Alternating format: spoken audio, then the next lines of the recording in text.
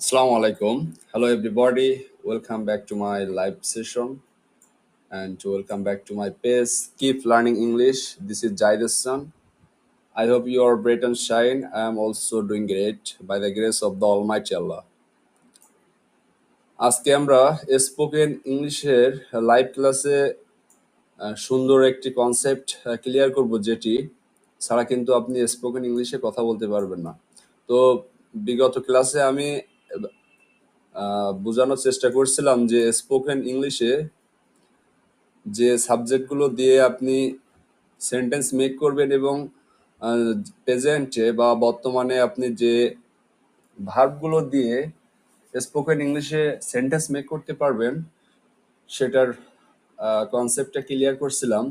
তো পার্সন সম্পর্কে বুঝিয়েছিলাম এবং নাম্বার সম্পর্কে বলেছিলাম যে স্পোকেন ইংলিশ একেবারে শুরু থেকে বেসিক থেকে শিখতে হলে আপনার কি কি দরকার এবং আপনি কিভাবে স্পোকেন ইংলিশে ফ্লুয়েন্টলি কথা বলতে পারবেন এবং হিউজ পরিমাণে বাক্য তৈরি করতে পারবেন সে সম্পর্কে বিগত ক্লাসে খুব সুন্দর একটি ধারণা দিয়েছিলাম। তো আপনি যদি বিগত ক্লাসটা না দেখে থাকেন তো অবশ্যই দেখার অনুরোধ রইল। তো আজকে লাইভে আমরা পাস্ট অর্থাৎ অতীত কালের কথা আমরা স্পোকেন ইংলিশে কিভাবে বলতে পারি এবং স্পোকেন ইংলিশে আমরা অতীতকালের কথা কিভাবে বলি, ঠিক আছে, এই কনসেপ্টটা ক্লিয়ার করব। তো বিগত ক্লাসে আমরা যেটা সম্পর্কে আলোচনা করেছি যে আমরা অতীতের কথা বলতে গেলে কিন্তু অতীতের ভার্ব বা পাস্ট V2 ব্যবহার করে কিন্তু আমাদের কথা বলতে হবে। তো অতীতকালের কনসেপ্টটা এমন যে অতীতে আপনি একটা কাজ একবার করেছিলেন, সেই কাজটা আপনি বলতে গেলে কিন্তু আপনাকে অবশ্যই V2 ইউজ করে বলতে হবে। তো V2 ভার্বগুলো হচ্ছে এই যে ভার্বের V2 বা পাস্ট ফর্ম। ওকে, তো অতীতকালের কোনো কোশ্চেন যদি আপনারা করতে যান সেক্ষেত্রে কিন্তু একটা ডিড ব্যবহার হবে। ডুর পাস্ট ফর্ম হলো ডিড। তো ডিড আই গো, আমি কি গিয়েছিলাম। তো গো এখানে একটা জিনিস লক্ষ্য রাখবেন, যখন ডিড দিয়ে আপনি প্রশ্ন করবেন, তখন এখানে যে ভার্বটা ইউজ করবেন এটা কিন্তু V1 হবে। ওকে, আপনি এখানে যে ভার্বটা ইউজ করেন না কেন এখানে কিন্তু আপনাকে V1 ব্যবহার করে বাক্য তৈরি করতে হবে। তো দেখেন, ডিড আই গো, আমি কি গিয়েছিলাম। ডিড আই ড্রাইভ, আমি কি চালিয়েছিলাম। ডিড আই সেল, আমি কি বিক্রয় করেছিলাম। ডিড আই বাই, আমি কি ক্রয় করেছিলাম। ডিড আই কুক, আমি কি রান্না করেছিলাম। ওকে, তো যদি নেগেটিভে পজিটিভে আনসার দেন যে হ্যাঁ আমি গিয়েছিলাম, আই ওয়েন্ট, আমি গিয়েছিলাম। আই বট, আমি ক্রয় করেছিলাম। আই কুকড, আমি রান্না করেছিলাম। সো আই ফট, আমি যুদ্ধ করেছিলাম। তো এমন ধরনের বাক্য কিন্তু আপনি সহজেই তৈরি করতে পারবেন।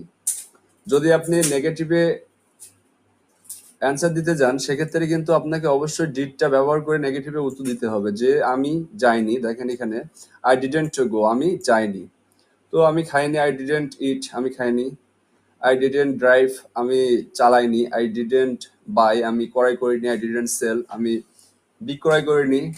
আই ডিডেন্ট কুক, আমি রান্না করিনি। এমন ধরনের বাক্য কিন্তু আপনি সহজেই তৈরি করতে পারবেন।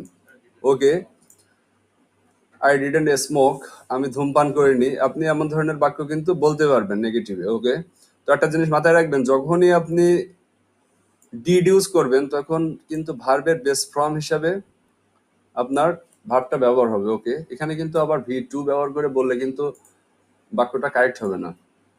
অতীতকালে কোনো কাজ আপনি করতেছিলেন, ওকে, যে কাজটা চলমান বুঝাবে আর কি, যে আপনি কোথাও ভ্রমণ করতে যাচ্ছিলেন বা আপনি বাজারে যাচ্ছিলেন, আপনি একটা কবিতা লিখতেছিলেন, আপনি খেলা করতেছিলেন, আপনি রান্না করতেছিলেন, আপনি সে ক্রয় করতেছিল, সে বিক্রয় করতেছিল, সে গাড়ি চালাইতেছিল। এমন ধরনের কাজ যে চলমান যে কাজটা বোঝাবে, এই কাজের ক্ষেত্রে কিন্তু আপনি সহজেই V1 এর সাথে একটা আইএনজি বসিয়ে কিন্তু বাক্য তৈরি করতে পারবেন। সেক্ষেত্রে আপনার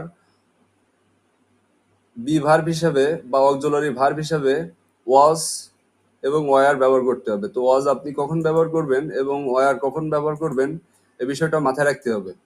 ওয়াজ হচ্ছে আপনার সিঙ্গুলার ভার্ব। ওকে, যখন আপনি সিঙ্গুলার সাবজেক্ট ব্যবহার করবেন তখন আপনি ওয়াজ ব্যবহার করবেন এবং প্লুরাল সাবজেক্টের ক্ষেত্রে ওয়ার ব্যবহার করবেন। ওকে, তো চলুন বাক্য তৈরি করলে অবশ্যই কনসেপ্ট ক্লিয়ার হয়ে যাবে।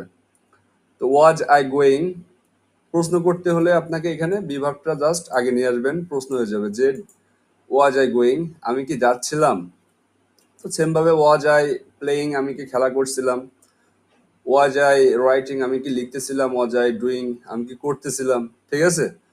দেন আপনি পজিটিভ অ্যান্সার দিতে হলে